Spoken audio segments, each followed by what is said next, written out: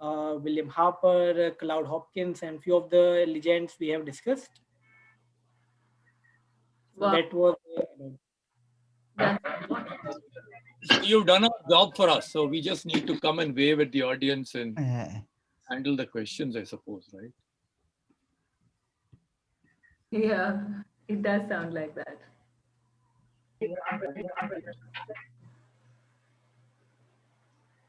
Are we set? Okay, sir.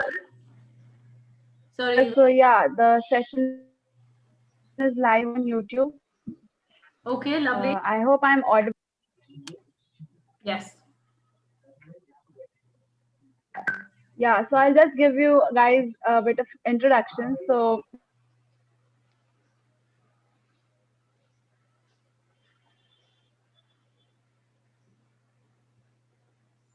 So how many, sorry, who are the people who are participating or listening to us? All the students, or is it just some students? What? everyone, that should be the marketing the theme being tomorrow, advertising world, which with accounts like, hello, am I audible? Yes. your voice, Yes. but you are audible. Okay. So Vani started as an advertising girl with accounts like Coca-Cola, Cosmopolitan, and Adidas. She went on to chase different experiences in marketing across global brands like Henkel, RB, Unilever, and PepsiCo. She's a president at Cherry Peach Plum and has also chaired the seat of ex-market director PepsiCo. Uh, so Vani, so Vani Congress 2016 Congress for 2000. I can't. Am I the only one? Because I can't clearly. Yes, I think the network's kind of bad or something. Exactly. Exactly. Sweetie, you're going in and out. We're hearing you in patches. Yeah, I can see on the chat as well people saying there's a network issue.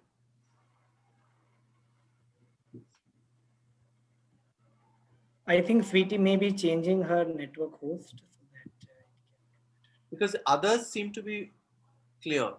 Yeah, I can hear you clearly. very Everybody clear. else, yeah. We can each other hear us, Yeah, but I so think should somebody who's got a good network do the introduction? I think she can switch off the video normally, Yeah. then the audio works fine, right? I think someone has suggested it in the chat box. Yeah. In fact, we can all switch off, go mute while and off switch. No, I want to see your main, yeah. Okay, I'll at least let's all go on mute. At least it'll save some bandwidth for her, I Yeah, guess. okay.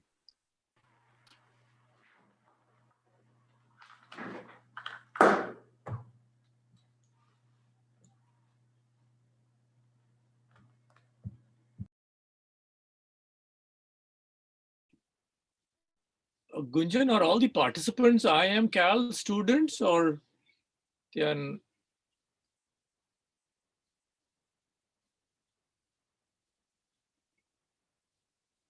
No, sir, it's a mix of students from different places, students as well as professionals. So it's a mix of both. Okay. But this being held under the auspice of the IIM Cal E-Cell, right? Yes. Okay.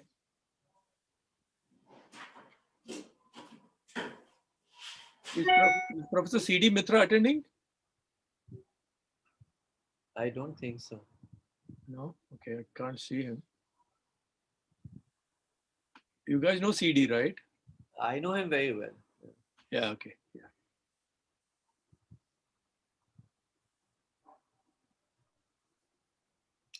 But someone asked, is there anyone from the organizing committee? And the answer is no. So it's like, okay, it's Sunday. Sweetie, come back. Hey, let's behave. Sweetie is back.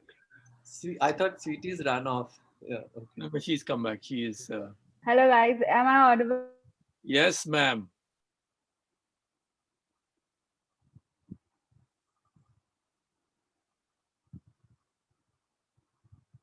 But I think that her network is still an issue. Yeah. Yeah. Shimanta, I Sweetie, would think- you like me to take this on? We can all introduce ourselves in a minute and we can get started rather Yeah. than everybody waiting. We've got 47 participants now. Just give me a thumbs up. Her screen has frozen, so I don't think she can give me a Yeah. thumbs up.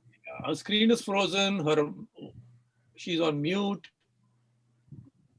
Yes, ma'am. Okay, yes, I also saw that. So let's Someone do saying. this. Yeah, So someone guys, saying. I'm Vani. I've had a long stint in the corporate world. I've done 20 years at various advertising agencies and marketing companies. And now I've started my own marketing consultancy called Cherry Peach Plum Growth Partners. I've got a whole bunch of big Stella stalwarts from the ad world. Let's start with Ambi. Ambi, would you like to introduce yourself? Quick word. I am Cal alumnus. That is my only distinguishing feature here because all of you are as experienced as I am. 40 years in advertising, marketing, been ED CEO FCB Ulka, author of 10 books, etc., etc. We can go on. So thank you very much for having me here, Vani. Over to Bobby. Author of 10 books, Ambi. Amazing.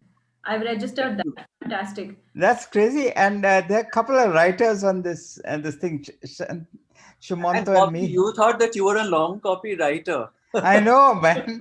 And to be beaten by an account guy, like 0 books versus 10. Hey, I'm Bobby Pawar, a copywriter by trade, slacker by inclination, kind of, and this thing. For whatever reasons, I've won a few awards and done some shit in this business. So, yeah. Thank you for that, Bobby. That sounded like a very honest introduction. Yeah. Sumanta, would you like to go next? Sure. So I'm Shumanta Chattopadhyay. I am heading an agency called 82.5 Communications, which is the second agency of the Ogilvy Group in India. And I'm an Ogilvy lifer. I think getting close to 3 decades in advertising and in Ogilvy, which is absolutely frightening. Yes, like Bobby, I've also won a couple of awards along the way. And launched a few brands in this country, such as The Economist and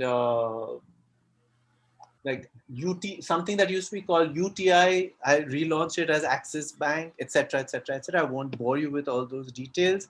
I've also, like Vani, worked on a lot of Unilever brands.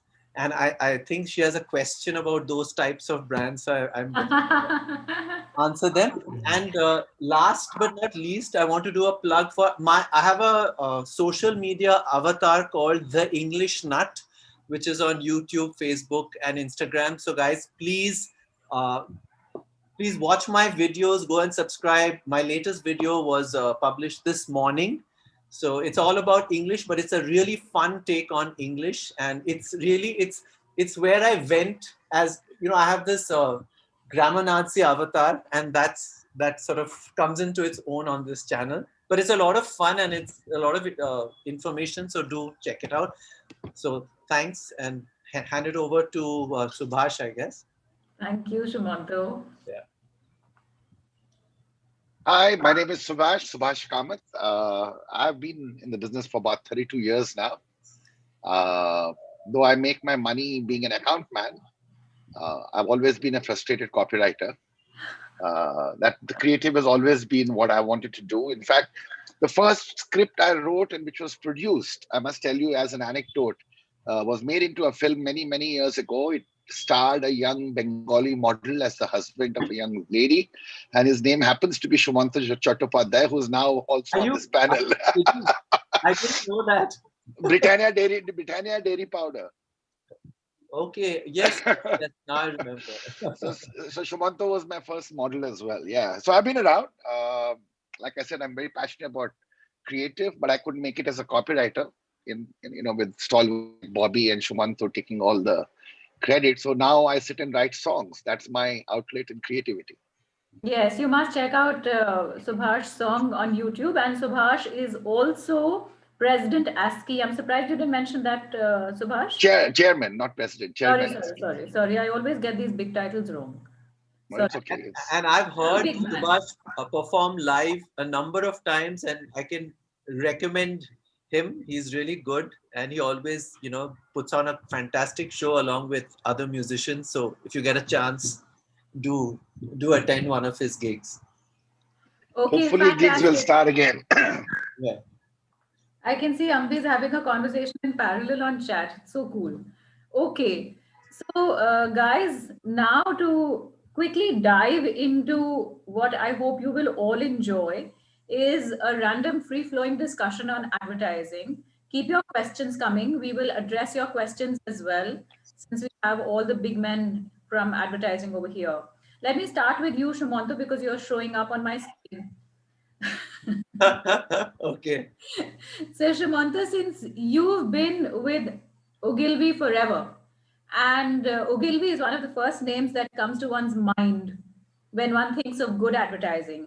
Is there anything in particular that you think would be Ogilvy principles that still apply today? Which, of course, there is plenty, but if you could tell us a little in brief. Sure. Okay, so from my name, many of you would have guessed that I'm Bengali, and as you know Bengalis quote from Tagore at the drop of a hat. I'm not going to do that today. And that's partly because Tagore has a quotable quote on just about everything in life.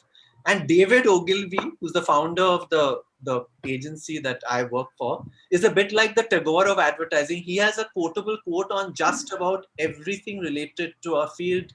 You would have heard them sometimes without even knowing that there is. The consumer's not a moron. She's your wife. Without a big idea, your advertising will pass like a ship in the night. Don't be a bore. You can't bore people into buying your product. And we sell or else. And you can't save souls in an empty church, which I love. But I want to tell you what is my favorite, thing that he said, which I think applies to me. And that is, he said, develop your eccentricities while you're young. That way, when you get old, people won't think you're going gaga. So in my case, I didn't have to make much of an effort. The eccentricity came naturally. Maybe that's another Bengali trait, but I wear it like a badge of honor. And in advertising, and particularly in creative, that eccentricity, madness, whatever you call it, is absolutely important. But there's another one that I want to talk about today, which I think is just fantastic. Something that he said, he called these suggestions that he has obiter dicta, which is this fancy Latin phrase for said in passing. But one of the things that he said, and I'm going to do a show and tell here. I don't know if you guys know what this is. This is a Russian doll. And one of the most important and significant messages that he gave, which was about his beliefs on how to build a great agency, was a message that he delivered to his employees in this. And this is what is called a Russian doll. And I'm sure many of you are familiar with it. If you're not, they open up like this, and there's always another one inside it, and that opens up for an even smaller one, and that opens up into an even smaller one. And so his employees would find these on their desk with a message inside. And the message is that if each of us hires someone smaller than we are, we shall become a company of dwarfs. But if each of us hires someone bigger than we are, we become a company of giants. And I think I love this because it applies not only to ad agencies, it applies to organizations in any field. And now that, apart from just being creative, I also have to run an organization. I really understand this. And you might think it's very simple and basic, but, there's this monster called insecurity, which exists particularly in the creative industry. And it makes, people unconsciously hire people who are lesser than themselves. I, on the other hand, being a really lazy person, have always tried to hire people who are much better than me so I can leave them to do the work. So yeah, so to me, this is one of the most amazing things. And one of the other things David Ogilvy used to say was inject story appeal into your photographs. Of course, he was talking about print advertising, which was the big thing in his day. But I think that we can look at the Russian doll as a 3D version of the photograph and the ad. If I had just told you this message, without the Russian dolls, you may have forgotten it. But when this, this Russian doll landed up on my desk, not from David Ogilvy, unfortunately, but from my boss in advertising in Ogilvy, I've kept it for all these years, and I've never forgotten the message that was in it. So yeah. That's lovely, Sumanta. That's a lovely management tip as well. Yes. I bring this discussion back to advertising. I can see a question on different departments. We'll come to that, Sharmisha. Thank you for asking that question. But you said something really lovely. You said that eccentricity is important in advertising. And you're lucky that you've already done what you had to in that department. I'm sure we have all of ours. But would any one of you, Subhash, would you like to take this on? Is there any eccentric campaign? Is there any campaign, any one of you? Is there any campaign, any advertising that you can think of that was born of crazy eccentricity? And I think every creative idea comes from a little bit of madness. Yes. You can't logically arrive at a creative idea. Nice. Okay, Lovely. you can't. You have to. The brief you may arrive at a brief logically, but the leap from the brief, which happens to be a creative idea, always there's a clash, conflict. It comes from a bit of moment of madness. What's I an call example, it. Subhash? I know you and I talked about this. I don't know where. That you worked on, which was something mad. Sorry? An example of campaign that you worked on, which was born of something mad, something crazy. Like you remember that the tire, which was that extra. Dunlop. Yeah, exactly. Why did you tell us about that? Okay. So the client, Dunlop, manufacturer of tires, had given the brief. It was for a two-wheeler tire, right? They were for scooters and motorcycles, and they had called it Spectra. Okay, and that was the brief. And no matter how much we interrogated the marketing team at the client's end, we couldn't find anything unique about this tire that would make it even more desirable to buy for any two-wheeler owner. And we kept wondering, and in those days, Alok Nanda was the creative director. Christopher De Rosario, Alok Nanda. Alok always had this very pet phrase: interrogate the brief till it confesses. Okay, and we kept saying, no, there has to be something. There must be something. Why have you created a product that is a me too? There would be something in it. But the marketing team couldn't, give us anything. Finally, Ravi Gupta, God bless his soul, one of the most brilliant men I've worked with at Swikaya, Ravi said, if you guys are not getting the answer, go to the R&D department. Forget the marketing people. And, the teams went and met people in the R&D department, and they discovered that the one quiet chap in R&D, who had actually designed the tire, mentioned that there is a little bit of extra half an inch or whatever, or 1 centimeter width that he has created for this tire. So we asked him why. Why did you create that? He says in India, the roads are so bad, motorcycles and scooters always require more stability on the road. When they turn a corner or when they screech to a halt suddenly because of the traffic or people. And therefore, this extra centimeter of width that where the tire touches the road actually makes it slightly more safer than normal tires. I said, there, we have a differentiating point. And then we went back to the marketing team and we said that, we recommend you change the brand name itself. There was a lot of resistance. Oh my God, but we already made the mold and everything. We said, doesn't matter. And we pushed them to call it Spectra Wide, the widest tires for scooters and motorcycles. And the best part about this strategy so far was you didn't need to say anything more. The moment you said the widest tire, the consumers realized it's safer for turning, cornering, braking, everything. I didn't need to explain anything more. This was the brief given to creative, and from there, creative took a fantastic leap. It was very much, it was very innovative in terms of creative. I wish I could show you that work, but I'm sure it's there on Google somewhere, on YouTube. It was all about the entire film. Didn't show any tires, didn't show anything to do with the close-ups of tires touching the road and rocks, which is the sea of sameness, as I call it in the tire industry, right? It was about a bowler going to bowl, and then you cut to the batsman, and the batsman's got such a big wide bat. Cut to someone walking the rope, and the rope itself is so thick. Cut to all kinds of exaggerated, everything that is wider than it should be. A series of those shots. At the end, you just said Spectra Wide from Dunlop, the widest tires for scooters and motorcycles. And that And isn't was it amazing that it's actually the simplest ideas communicated most simply that actually stick in one's brains? Because most of us consume advertising with our brains half dead. And that's the reason why advertising must be so clutter breaking. It must be so sometimes so radical in the way it speaks that the idea sits in one's brain. So Subhash, you said something about interrogating the brief till it confesses. Now I wonder if these kids actually know what goes into the process of making an ad. Forget good advertising, just the process of making an ad. Ambi, would you like to take this up? If you had to tell these kids very simply in just one or two lines on what are the different departments in an advertising agency and what goes into making an ad. Okay, so thank you for having me here. I am Cal alumnus, and when I joined advertising in 1979, I was the first guy to enter advertising as an IIT IIM graduate.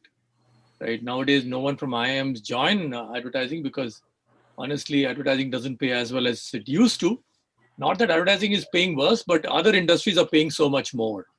Right, the McKinseys and the BCGs, etc., pay a lot more than advertising. But I did not join Unilever. I joined advertising. So, what did I do in advertising? I think the question is, advertising is like a gray mass, and what you see is finally is one ad. And a lot of youngsters think it's all glamour, that you get to hobnob with models and glamorous musicians and go for shoots and do all the glamorous stuff, right? You do get to meet models. I should confess, I have met Aishwarya Rai and Diana Hayden, etc. But that's only the tip of the iceberg. The hard work is that what you do. So advertising is organized as client servicing, people who meet with clients and understand the client's requirements. Then comes what we call strategic planning. FCB Ulka was one of the agencies which had a very, very strong strategic planning orientation. In fact, my first 2 or 3 books on brand building advertising cases all came from, with help and support from my advertising strategic planning colleagues. So there is client servicing, which meets clients on a regular basis. The strategic planning, whose job is to be, I think this lady put it very nicely. She used to head planning at FCB New York. She said the planner is the articulate consumer in the conference room of an agency. So the planner's job is to represent the customer's point of view or the consumer's point of view. And then, of course, there is the creative team. Once the client briefs the agency through the servicing team and the planning team sit together, brainstorm, like what Subhash very rightly said, maybe go and meet the production guys, the R&D guys, the technology guys, and write a brief, right? Once a brief is written, then it is discussed with the creative guys like, Bobby and Shumanto. And the creative guys have to accept the brief. And very often the creative guys reject the brief, saying it's too boring, it's too mundane. So the job of planning and servicing is actually write a creative brief which is tight, which is challenging, but which is also inspiring. Then the creative guys take over. They do their magic, what Bobby and Shumanto are very good at. They're being humble when they say they won a few awards. They won a ton load of awards. So they do the magic of creating the advertising, whether it's a script, a television script, print ads, and nowadays digital forms of communication, whether it is an online campaign, etc. They do that. Then comes media. In the good old days, all of us used to sit under the same umbrella. So the media planning, media buying people also used to come in. They do the media strategy, and the campaign is then unleashed. So the classical agency structure is client servicing, strategic planning or account planning, we used to call it, creative, media. Now it's got further segmented. So you have I mean, today a client may actually work with a creative agency, which does still the client servicing and the account planning and the creative. They may have a media agency. They may have a digital agency. They may have a PR agency. May have an event agency. They may have an activation agency, right? Activation, So outdoor, you may all of these could yeah. be different. So Absolutely. you may have 6, 7, 8, 9 agencies working with you, which is complete madness. So the world is going through a tilt, and once again, a lot of clients are saying, no, we don't want to deal with 20 agencies. We want to give it to, say, IPG, and you guys handle everything for us through all your arms. Or give it to WPP, say you handle it, for us, across all your arms. So the advertising world is undergoing change and churn as we speak. And so what I told you is where I started, which is in 1979 until now, which is we are looking at 2021, and things may be different in 2029. Those of you who want to know more about advertising, let me recommend this book of mine, Nawab News Noodles, India Through 50 Years of Advertising. It was shortlisted by the Crossword Book Awards, and all of you can read it and understand how this advertising business works. We promise this book is not about FCB Ulka. Of the 100 different campaigns I've talked about in this book, hardly 10 are from my own old agency. It's actually from other agencies, work done by people like Shumanto and Subhash and Bobby and Vani, etc. All of them are there. So read that book, and that will give you a bird's eye view of advertising over the last 50 years in India. So thank you, Vani. Thank you, Ambi, for that. Ambi, you can put the name of your book in the chat window in case anybody would like to order that book. Then they'd have the name of the book. Thank you for that. So, Ambi, a very interesting point about how a lot of creative folks reject advertising briefs. In fact, I want to tell you, kids, that writing an advertising brief is not easy. And having written advertising briefs myself, I can tell you, just to distill what the consumer problem is, to make it really simple to figure out, because a client usually wants 50 different things to be said in an ad. Ye bhi bol do, ye bhi bol do, ye bhi bolna hai, ye bhi bolna hai. From a creative standpoint, the lesser you say in an ad, the more impactful it is. Because if you say a whole lot of stuff, actually none of it sticks, because this advertising is not like a science NCRT class where we have to pass an exam and we are studying what that ad is. Like I said, we all consume advertising with half our brains dead. So it has to be entertaining and it has to be really simple to process in the mind. So Bobby, I want to ask you, how do you process an advertising brief? When it comes to you, what do you look for in that advertising brief? A few things, right? I think one of the big things is clarity. Is what is the problem that we are seeking to solve, right? A lot of times there is a marketing problem or an opportunity, but every opportunity also has a problem attached to it, right? Right. So is the problem clearly defined? Are the people we are talking to very sharply defined? Because you aren't talking to all the people all the time, right? Oh, that's a classic problem. That's a classic problem. In fact, you may want to talk to us a little about that. So the other thing I want to tell you, kids, is usually all clients want to talk to everyone. After all, I want big sales. I want big numbers in revenue. And how will I get big revenue if I talk to only a few people? So typically, a client would want to be greedy and say, we'd like to define our target audience as everyone.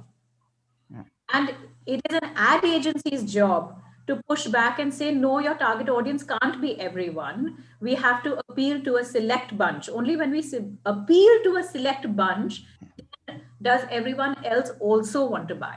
Sorry, Bobby. Also, I think given where we are at right now, right?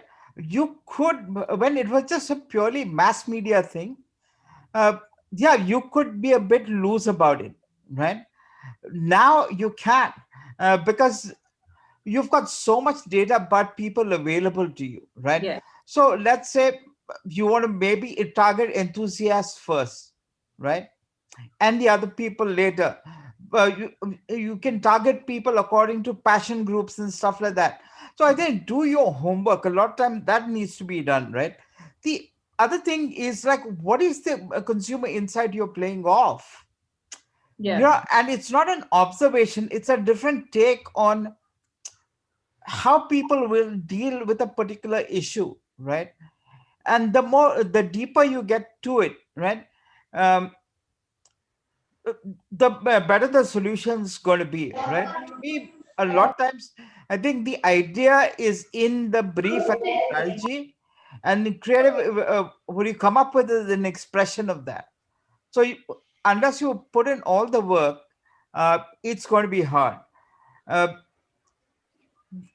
The thing is, again, I think once you've got to this thing, you've defined the problem, you've defined the people you want to talk to, you need, in a sense, a strategic idea that's embedded within a brief, right? That just goes beyond like, hey, this is what the product has to say or sell.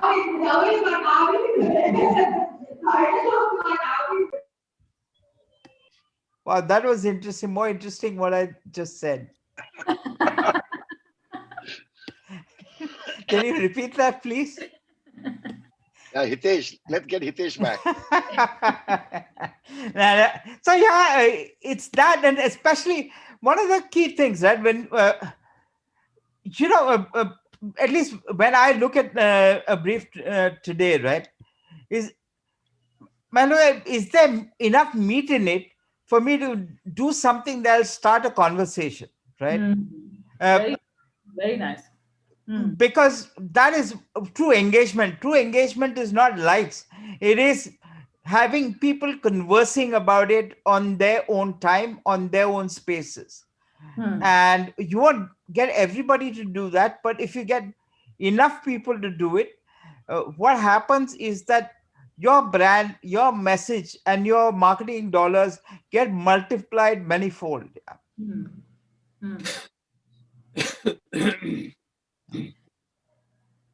In fact, the brief to me is the most important thing, because if the brief is great, creative will automatically be great.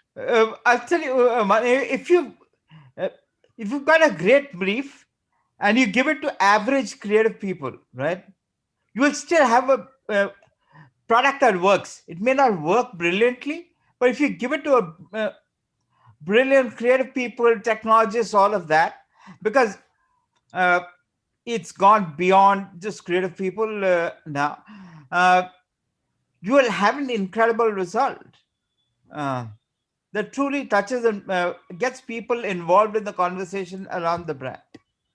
And that, to me, just to add to what Bobby is saying, is they go hand in hand. Yeah. The strategy and the creative, right? One is nothing without the other.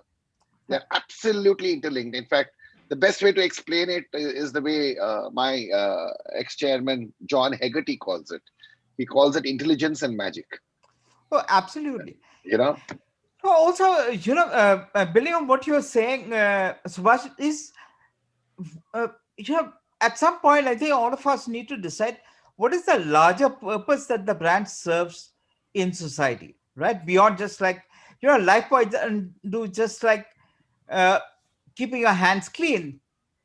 They've gone on to the various aspects of that, because your hands are clean, kids' lives get saved, right? When we do Durex here, Durex is not about condoms. It is about removing the societal and sort of program psychological cultural barriers that have prevent people from going from sex to great sex. Yeah. So that's the purpose. So if you take a lot of the moment marketing, a lot of the things that we do on social media, it's about that, right? So I mean, it's a huge subject, absolutely, Bobby. And actually, you touched on a number of very minor topics. So one of that was, you talked about the difference between an insight and an observation. You said there must be an insight in the brief. It cannot be an observation. So to give a one-line brief to all of you kids, an observation is what you see in front of you. And insight is what you get by asking, why does this happen? Why does this happen? Why does this happen? You do 5 levels or 7 levels of digging into the why is when you get and insight. So for example, a simple example of an insight that I give is the Snickers commercial. You might have all seen the Snickers commercial where you see the insight that that commercial is built on is that when we are hungry, we're not ourselves. When we are hungry, our personalities change. The way we behave starts changing. We become someone else. And that's when creative must have landed that simple insight when the brief talked about that when you're hungry, you as a person change.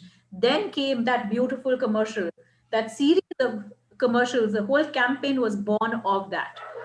So memorable advertising comes from great brief. And that's the reason why Bobby said you have to start with a great brief. You can give a great brief to average creative people and still get good advertising. But if you give a dud brief, where the brief makes no sense, you give a dud brief to great advertising people, it could be a Bobby and Shumanta, and you might still not get anything because there is nothing that they can actually make an ad out of. They don't have anything on the which. No, I differ there. I think if you give a dud brief to Bobby or Shumanta, you still get a great ad because they'll rewrite the brief. Okay, my mistake. Okay. There's an old saying which sounds like contradictory, sounds like a paradox.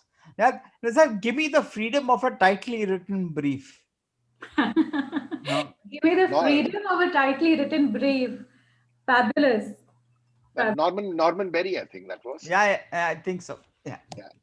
Okay, Shumanta, let me pull you in over here. And Shumanta can lead and everybody else feel free to pitch in. I think you've done a bit of Gyan and the kids would want to now be. Who kids? I can't see kids. So, Vani, you're frozen, I think. Vani is frozen. So I don't know what she wanted me to do. Let's just have a free-flowing fight. Vani's back. She got really nervous about what I said, so she said, let me quickly unjam. Bring it back to advertising, exactly, before he decides to stand up on the table and do something scandalous. Yeah. So what were you going to ask me, Vani? I didn't hear. I said, could you tell us which are your favorite ads and why? Ouch. Why don't we ask the kids? Why don't you write in the chat window, kids? Okay. Which are the ads you remember? So Speak for our work. You want me to answer that or? Yes, go ahead. Absolutely. While they're thinking and writing. I think in recent times, 2020, one of my favorite ads was the one for Facebook India, which was about, it was this, I think Pooja Milk Center or something like that. And it was about this, young girl who along with her brother runs this little shop somewhere in Punjab. And she reads in the papers that, people, there are loads and loads of unemployed people. And though she doesn't need anybody, she goes ahead and hires them and they mess up. And, brother keeps on getting angry and she keeps saying that, and they're making a loss. And she has to sell her car and all that. And the brother is saying, what is this nonsense? And she says, this is what our dad, and that father is deceased. And she keeps saying, that's what he would have wanted. And then all these people, carpenters and, people have nothing to do with the trade who were hired, they realize, they overhear this conversation and they put an ad on Facebook saying that this Didi is helping us. So, come and buy from us. And, she comes in one morning and finds this long queue. And I think this ad is some 8 minutes long. And so, one of those things we're always told is that, today nobody watches anything that's more than 10 seconds long. And this was an 8-minute long ad. And I would challenge people to watch it without, without shedding a tear. I think it would really mean that you're hard-hearted, because I definitely, every time I watch it, like I get emotional. So this is definitely, I think, one of my favorite ads from 2020. Okay, lovely. Thank you for that. I want to pick up, somebody's written about Red Label. I had Happy Dent that suddenly came into my mind. How do you think the Happy Dent idea must have come? So, I mean, if you see the Happy Dent advertising, it, again, I think that in products like this, you have a sea of sameness because everybody's trying to say the same thing about it. And then, here you take, one aspect of it, and then you exaggerate it, and it's a clear exaggeration. But for a product like this, where you don't have like a lot of gyan to give, I think you can just take one sort of aspect of it and exaggerate it and have fun with it. And if you see over the years, there has been like using people's teeth as a flash gun for a photography in a rural studio, to this palace which is lit up. There are so many different renditions of it. So I think that is the true test of a great idea, where you can keep on coming back with more and more renditions of it. It never gets old, it never gets boring. And it's very, again, it's what Bobby was talking about. Your brief was very sharp, I'm guessing. And that led to this one. Or if maybe the brief was all over the place. A lot of times what creative people do when the brief is all over the place is, there might be, and what the bad planners do is, they, in the different sections of the brief, they tuck in different things.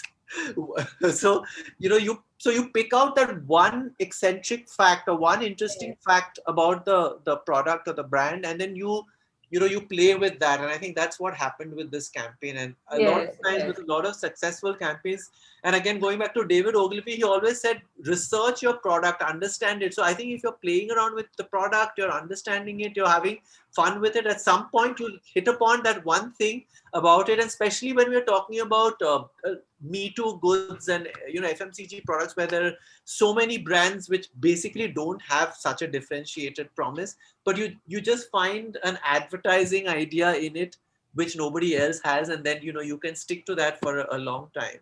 Exactly. Adding to what Sumanta is saying, right? So, sorry, but in here, Philip Kotler, I think, like, I'm no marketing guy, right? Had this unique selling proposition, right? That's gone, right? There's very little is unique. Even Tesla is not unique. No, right? You have like the kind of same selling proposition at best. Yeah. What do you do? How do you differentiate? If you can't differentiate your product, differentiate your brand, right? And what differentiates a brand is, like, if you have, is its tone, its personality, how it looks at the world, its purpose in society and the community it serves, right? Happy Dent is a very clear example of, if you have nothing new to say, find a bloody new way of saying it. The same thing. You touched upon something that is so dear to me, Bobby. This is absolutely true. And this, I want to tell all of you kids, in almost every category, like he said, even Tesla is not unique anymore. In almost every category, there is so much competition that when you actually set out to write the brief and you set out to have that discussion with creative on what are we going to magnify, you land into this conundrum of sameness, which is, everybody has everything. You think of a new toothpaste. Imagine if you had to launch a new toothpaste. What would you do? A toothpaste at the end of the day cleans teeth. Or if you had to launch a new, even say a mobile phone, at the end of the day, every mobile phone has virtually every feature. It is so difficult to be able to stand out. And that is why the difference good advertising makes is not just to find a unique selling proposition. You may not actually find a unique selling proposition at all. But if you can make your brand stand out, then you're home. And that could be not just via advertising. It could even be packaging. It could be the way you actually deliver the product to your consumer. It could be in the delivery trucks you use. It could be in the uniforms you have. There are a zillion ways of building a brand. A brand is actually not merely advertising. In fact, these creative folks will tell you, very often advertising doesn't have to be a 30-second commercial only. In fact, more and more now we are moving away from the 30-second commercial. Go ahead, Ambi, pitch in. So I think Bobby said Kotler created USP. It was not Kotler. It was Rosser Reeves.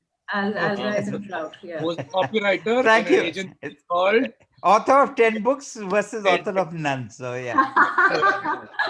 I'm like a engineering college dropout. Ambi is like, I am Cal. So yeah. I am Cal. You should complete the story. I am Cal topper, distinguished alumnus award. See, you need to complete that. Arey, you don't even, you're insulting me just saying I am Cal. That's not enough. That's not enough. Okay, I topped I am Cal, right? I got the Distinguished Alumnus Award. You should say all that, Bobby. How come you're aging, my friend? You're growing old. Okay, so let me complete what I was trying to say, which is one unique selling proposition actually created by a great copywriter called Rosser Reeves. He wrote a book called what was it? Reality in Advertising, and he was in TED Bates at that time. Okay, now the point is that if you look at and I think Bobby said it or Shumanta said it, if you interrogate your product enough, you will find the difference which none of the other competitors are talking about, right? So even if you find a difference in your product which none of the competitors are talking about, that can become the anchor on which you can build your campaign. Claude Hopkins wrote this wonderful campaign for they got this beer brand called Schills, and they went and they said, what's different about your brand of beer? So the manufacturer said, it's the same, beer, it's the same beer, we make it in the same plant. What's the difference? So Claude Hopkins said, look, can I visit your plant? So he went to the beer making plant and he found that, bottles are coming in. So where are these bottles coming from? Oh, they're coming from pubs and bars. And what are you doing with the bottles? They get washed. And he saw these bottles are going under hot water and they were pumping steam into those bottles. And he said, what is this? Why are you doing this? It gets very clean. You pump steam into the bottle, it gets, all bacteria, everything is clean. So he said, wow, I didn't know that. So they said, look, but all beer companies do that. I said, but I didn't know that. So he actually did a campaign for Schills, which said that our bottles are washed in steam. Right, and Schills went on to become the second largest selling beer brand in America. Okay, so all I'm saying is, while today we have same selling proposition, Bobby said, right, there are no real unique products, but still you can find something about your brand and then make a mountain out of molehill. Recently, Sebamed has done that, right? They've taken this pH, 5.5 pH, and they've created a huge drama around that. I mean, like this, if you dig deeper and deeper into your product or your service, you can still find a difference and you can still make an arresting campaign based on that. Of course, if I can add something, one of the most brilliant planners I've ever worked with used to be the global head of planning at BBH. His name is Nick Kendall. He's the man behind Keep Walking and those kind of briefs he's written. And I remember Nick holding a workshop for us in terms of where do you find this insight? Where do you find this differentiating space or something that will excite a creative person to magnify, like you point out, right? And he's got this chart, which I still have. Of course, now we're working from home, but in my office, I have it right in front of me. It's called the Rings of Truth. All right. And he says there can be many rings. You have to find out which truth works for you the best. As Ambi just talked about, there may be a product truth that you can actually, nobody knows about or heard about, which you can amplify. There could be a consumer truth, something that is in the inside that can open up. There could be a societal truth. There could be a distribution truth. There could be like that. There are about 8 rings of truth. And it's if you can't find an answer in one, go to the next ring. Go to the next ring. Go to the next ring. Go to the next ring. You will find a truth that you can actually create a great ad out of. It just needs rigor and discipline and hard work, right? I remember, if I can give an example of, I was working at that time on the Lee Jeans brand, and Lee Jeans was one of the last in India to come out with wrinkle-free trousers. They were always into blue jeans, but this time they were launching wrinkle-free chinos, right? By that time, every company had wrinkle-free chinos in the market already. And how do you differentiate one wrinkle-free trouser to another wrinkle-free trouser? It's the same technology, right? And we kept asking. We even went through, spoke to their R&D, EAO and all, but we didn't find any product truth that could help differentiate a Lee this thing. And I remember Alok was again the creative director, and Alok kept pushing back. No, you need to give me something that I can make out of, right? And the momentum madness happened in the night for me when I said, we've been struggling too long looking at the product, guys, right? Let's look at the consumer. Let's think of What about the consumer we can use to create a differentiated brand? So as Bobby said, if you're going to tell me the same thing, tell it to me in a manner which is unexpected and I enjoy and entertain, right?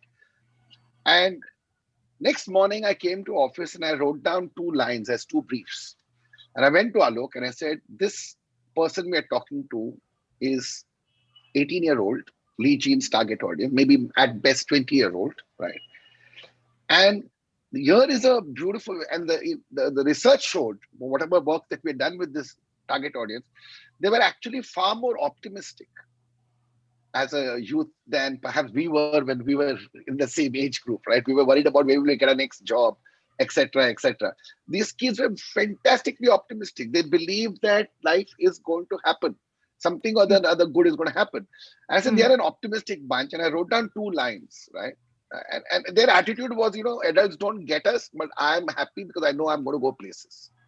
My father doesn't understand me, but I'm going to go places. I wrote down 2 lines as a kind of a creative expression of the brief, right? It's not, one I wrote Lee uncrushed. The technology is wrinkle-free, but uncrushed is the attitude of the audience. Very nice. Right? Very nice. And the second one I wrote was wrinkles are for grandparents. Oh. Okay, provocatively. And Alok loved both these so much, he actually used them as the headline in the print campaign.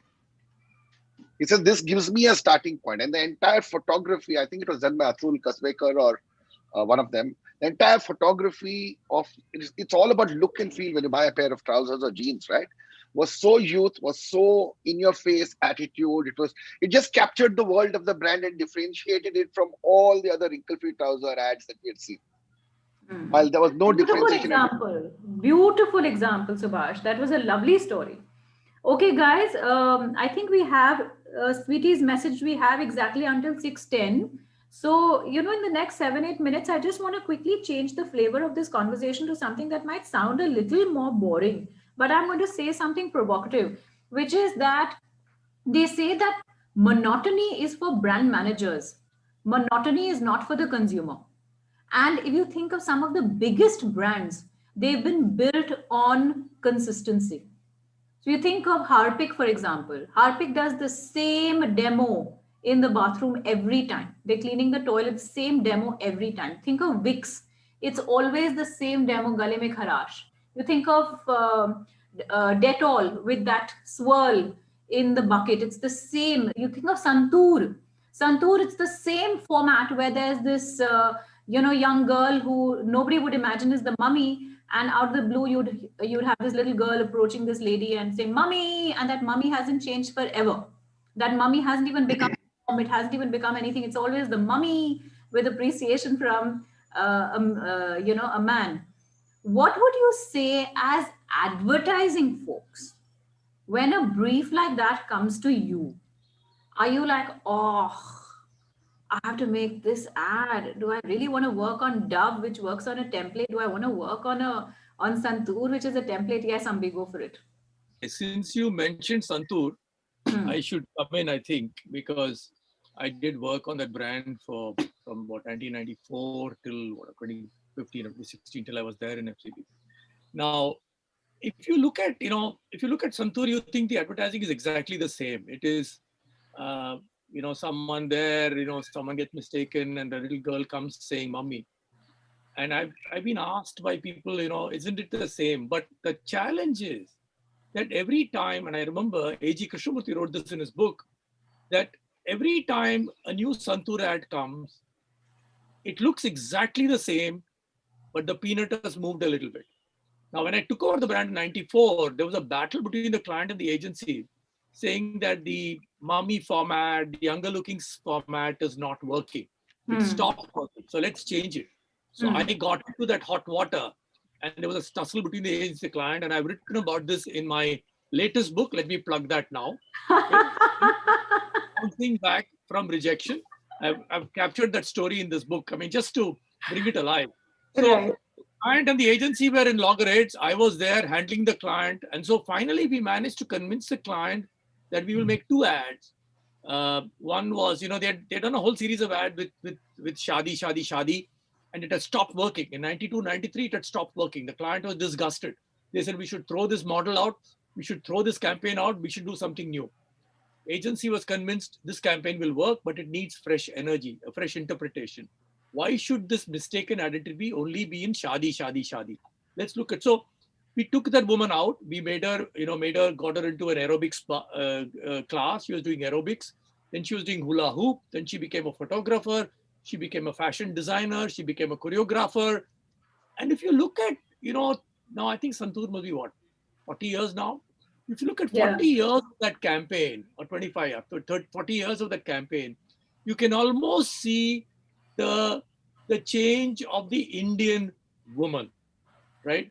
From a very Gharelu woman who goes to Shadi Wadi and all that, she became an aerobics instructor, a choreographer, a designer. So the context has changed. The setting has changed. This woman has become modernized. She's now more in times with the modern age. Am I right? Exactly. Yeah, exactly. So while the idea, the core, and today, so, the brand is no longer with FCB Ulka, it's with Thomson, but the campaign is exactly the same. The campaign is a template which we had created, which is mistaken identity, a girl, a young woman being mistaken for someone very young, and the entire facade is broken by a little kid coming in and saying, "Mommy." Right? That campaign is continuing. The agency has changed. It's a new team handling it, but the campaign has changed.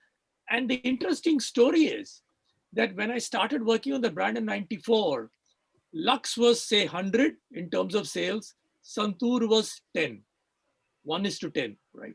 And in 2018, Santoor overtook Lux to become the second largest soap brand in the country. Now, this is through consistent advertising, but it kept changing as consumers kept changing, and they managed to achieve. And of course, some of you here may know, Santoor is from the Wipro stable.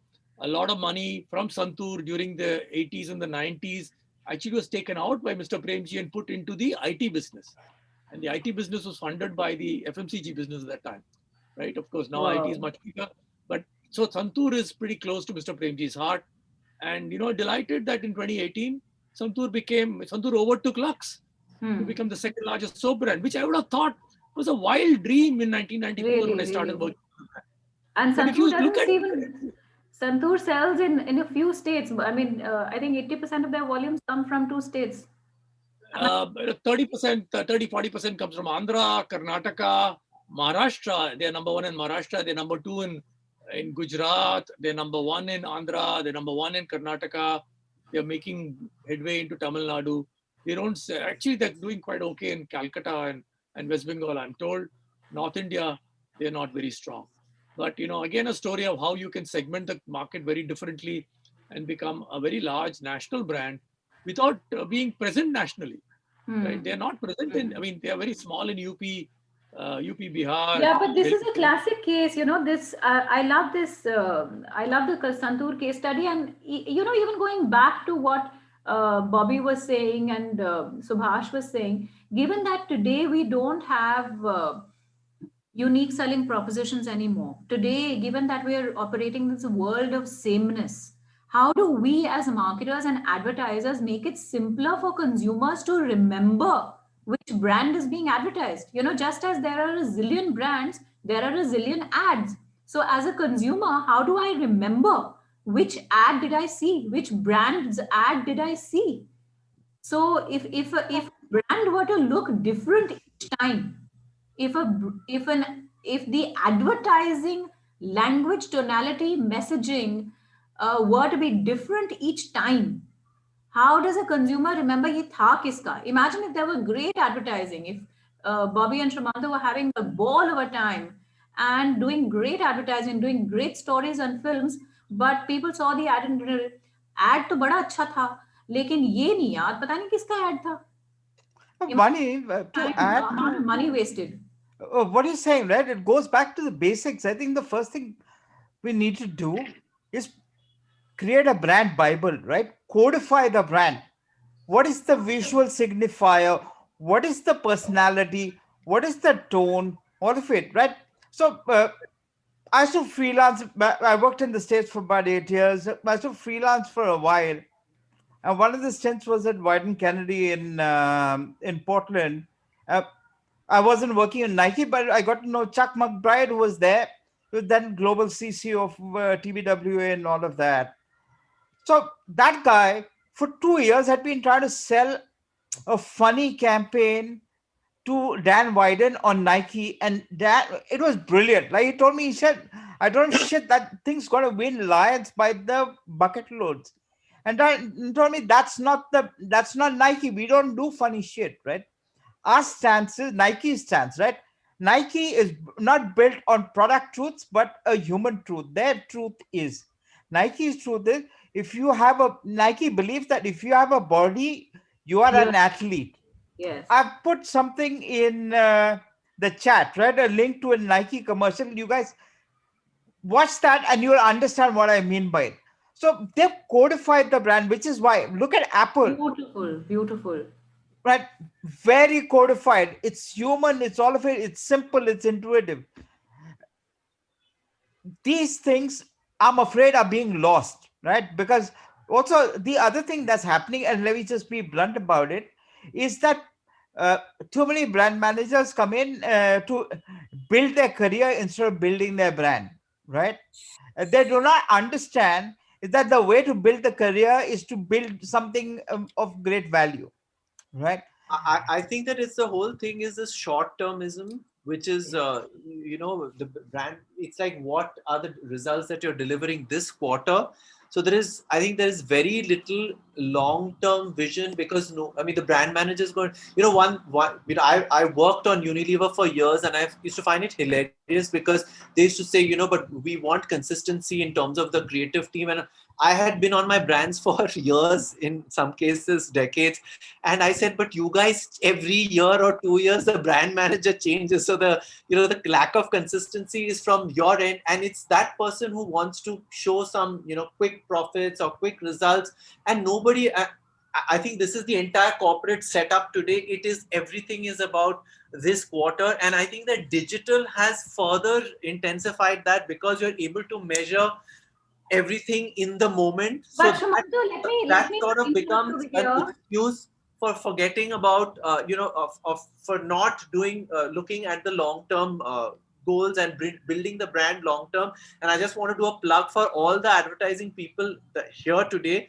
You should work with dinosaurs like us, not with the digital first agencies, because they're the ones who throw out all brand codes out of the window. They don't get brand. They just, again, going back to David Ogilvy, he was like the king of print advertising, and TV came in a big way at that time. And everybody thought being on television was the big idea. And, there was this philosopher called Marshall McLuhan who had famously said that the medium is the message. But I beg to differ. The medium is not the message is the message. And today people think being on digital is the big idea. So I think digital is a medium, or rather it's a whole set of mediums, and the mediums are going to keep on changing and evolving. And so you have to, as Bobby said, you have a brand Bible in whatever form. I think the brand Bible, yesterday it was literally a book. Tomorrow it's a lot of, because, the number of touch points with the consumer is changing. Today we're hearing about Mogos, and that one, when you make a purchase, what is that little audio you're going to hear on Alexa or whatever. So I'm saying that those things need to be codified, and that is not to say put a straight jacket on the creative, but these things work. The waterfall worked for years and years for little. So, and I've worked on things like Pond's, and it was always about this moment when the girl, inhales the fragrance and she goes from... And the googly woogly whoosh. Googly woogly whoosh, or, diffidence to confidence in the... I'm talking about Dream Flower Talc, which was far more straight jacketed. I think googly woogly whoosh was something that Piyush came up with, because he got the freedom to do something which was different. But most of the time these brands don't allow you to do it. It's like Santoor, and while as creative people we get frustrated, I think that there is something to it, there is merit to it, because these brands, like Santoor, overtook Lux. So, it's like we can get bored and say, let's do something different. But I think the trick is to stick to, the brand Bible, and yet come up with an expression which is fresh. So it's Very, very helpful, Shramanto. So tell me, you talked about brand managers changing, but I want to ask you, going back again to what Bobby said, you're a creative guy. You're a creative guy. You know, you get your high from doing something wildly creative. So when a brand, let's say a big brand were to come to you that is thoroughly templated, let's say one of the typical P&G brands, one of the typical Unilever brands, let's say a Dove. Dove for 60 years did the litmus test. So I worked on Dove. You worked on Dove. Okay. So tell me, would you look at a Dove and say, oh gosh, I have to make yet another ad like that? So I have to tell you honestly, I'm a slightly weird creative guy that way. I'm sure like some of my creative colleagues would, because I have worked on a lot of brands like that. And I think that I've always worn different hats. I mean, and I don't think that I would only like to work on a brand like that. I think that, you know, I had a portfolio of brands, some which were Indian entrepreneurial brands, which had a much more seat of the pants approach. And I also had like a Pond's and Dove and a Lakme. No, so tell me, So Shramanto. I'm okay. So what I'm trying to say is that I also saw the effectiveness of those ads, and you know, doing, you know, like you might think that another testimonial for Dove is so boring, but for me it wasn't, because there was a whole, I mean, for me the joy came in actually finding that woman who was going to be like a, because we, you know, what was great about Dove was you actually went and found real women, which was unheard of. I mean, even today in most of the advertising, when you put a name and say so and so, it's usually fake. It's like a small time model or actress who's not so well known, who's being portrayed as a real person. But in the case of Dove, we actually recruited a whole bunch of women, and I'm honestly, like, I've seen a woman at a party and thought she would be right for Dove, and I thought she'd think I'm a weirdo if I went up to her and I would get a female friend to approach her. And no, but did you ever think, and again I'm asking Subhash, Bobby, you, did you ever feel, and even Ambi actually, as agencies, not just as creative folks, as agencies, oh, we're not going to win an award on this, we're not going to win a Cannes or Lions on this, you know, I don't know if I'm, because it's not going to give me the opportunity to do eccentric stuff. So I'll give you an example. For every creative guy, you want, you know, you want big trophies. That's what you live for. These the Cannes. So Vani, that's not the entire truth. Yeah. But you win awards on things that give you the chance to. The thing is, again, I think there's certain, let's say, what you're generally talking about that tend to be very codified for certain categories, right?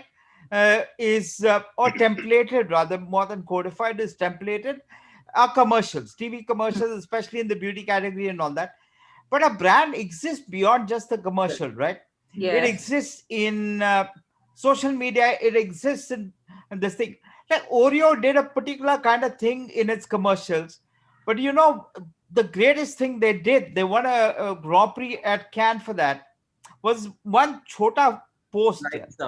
Right? When the NBA finals were going on, there was a park cut, right? For a few minutes, and they did a post that with an Oreo being dunked in milk and says you can always dunk in the dark. So it's, how many such opportunities would you get? You're not going to wait. So Vani, sorry, the world is there for you to this thing. You have to keep. Dove has done some amazing work. Yeah, they're not commercials but engagements, right? Yeah. If you break the brand down into two parts, right? One is communication, right? Where you need to try to sell. The others try to create conversation around the brand so that the engagement with the brand goes up. Because I think today you have to do two things. So yeah, you have to do two things, right? You don't only have to get people to buy the product, but you have to get people to buy into the brand. That means you have to get them to buy into what you stand for. Right. So the commercials can be about simply remember the brand. Oh yeah, because of what you stand for, right? So they may not. The commercial can be about the product. It can be templated, but what you stand for can come from what your purpose is. Come from your DNA. Still retain the tone and authenticity of it, right? So I just want to add to that, if I may, Bobby. Vani, one of the examples that you had mentioned, I think, was Vicks. So Vicks TV commercials may have been templated for a long time, but if you look at, you know, the series that they've done of the videos or activations, Touch of Care, where, you know, the one of them is about this girl who had basically a transgender woman who always wanted to become a mother, and she was finally able to adopt a girl. Or there was a girl who, you know, who had a terrible skin disease, and, you know, so Vicks. There are other mediums in which you can, you know, where, you know, you sort of distill something from your brand purpose and you do a piece which can go and win big awards, even if your, you know, maybe your mainline TV commercial is templated, because that's worked for years and years. So I'm just. And you don't want to jeopardize that. Okay, Yeah, I've been getting a lot of, you know, strict messages. We've got to conclude now. It's 6:10. Apparently, there's a big prestigious panel also coming up. But thank you so much, guys. I thought we were the big prestigious panel. Yes, we surely are. Now we know the truth. Now we know the truth. No, it's just I'm fairly overweight, so big possible. Yeah, I think there's Philip Kotler coming next, is what Sweetie is telling me again and again. But thank you so much, guys. I think this in itself will lead very well into Philip Kotler. Subhash, you want to say something? No, not really. I mean, thanks for having us. And my appeal to all management students is don't get into this business unless you're passionate about creativity. Don't do it for the money. You won't earn. You'll earn much more in the marketing side. But join this business if you really are passionate about creativity. Absolutely. Absolutely. So far as money goes, I started with advertising and I'm still regretting it. Thank you. Okay, thank you guys. Bye. Thank you guys. It was great to have you guys here and host such an auspicious panel for us. And obviously, due to time constraints, we have to limit the ideas because 30 years of experience can speak a lot. And we are all very lucky to hear you guys. And thank you, Vani, especially for hosting such a great panel discussion and bringing out ideas that were really great. So we'll leave this meeting and let's see. Yeah, I just want to say something that nobody probably wants to hear. I'm going to go have my morning bath just now. Oh. It's the truth. We really needed that information, Bobby. Yeah, I'm saving water for the planet. I'm with you, Bobby. It's a good all right, guys. Hey, it's been fun chatting with you guys. Have a good one. Yeah. Bye-bye. Bye, guys. Bye. Bye.